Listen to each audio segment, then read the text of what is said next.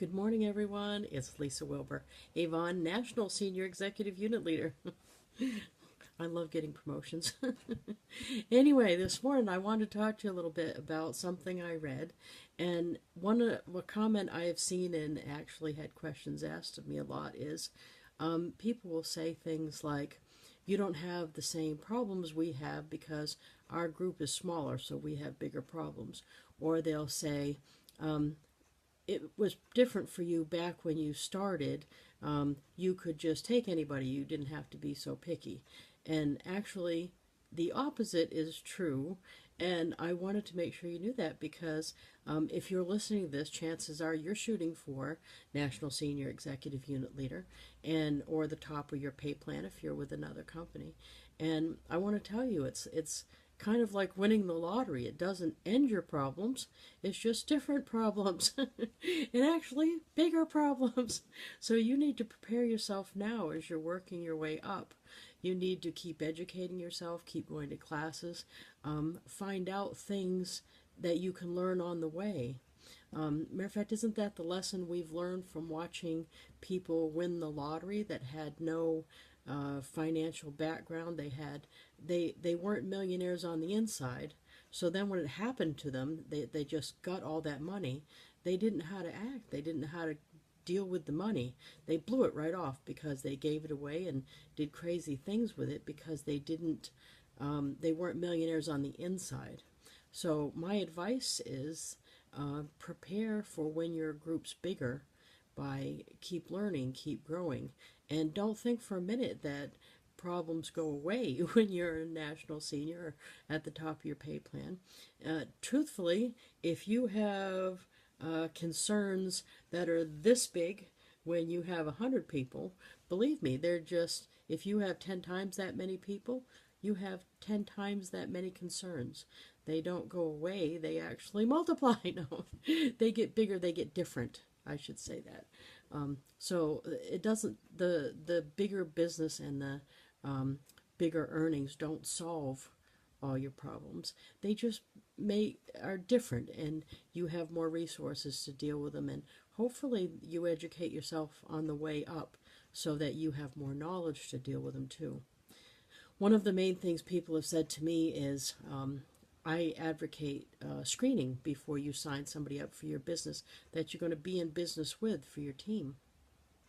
By screening, I mean either driver's license or plan how they're going to get around, credit card with their name on it, phone, internet access, over 18, some basic things that most people would have, a checking account.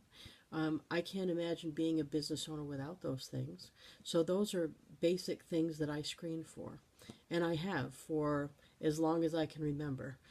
At the beginning, the first few, I would say, first 5, I didn't.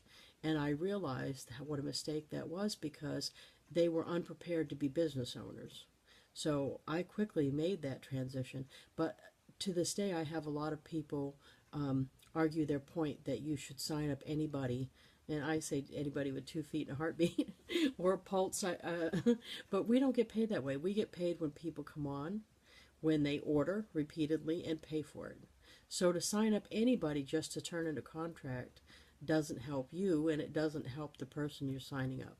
So to me, that would be a basic thing. And I've had many people question me. They say, sure, you have the luxury of being picky because you have such a big business and big checks coming in. And actually, it should be the opposite. If your business is smaller than mine, you should be twice as picky as I am, because don't I have more time and money to waste than you do? Gambling on people that are unqualified? So I think if you think it through, you're not doing them a favor by signing up someone who isn't prepared to be a business owner. Your best bet is to help them be prepared. You know, go and tell them how to open a checking account. Go show them how to get a prepaid credit card. Basics things. If they don't have a driver's license, show them how to get one. Or see what they have for public transportation in their area and help them come up with a plan on how they're going to get around. So, I mean, help them be better business owners. That'll help them, and it'll help you earn more money.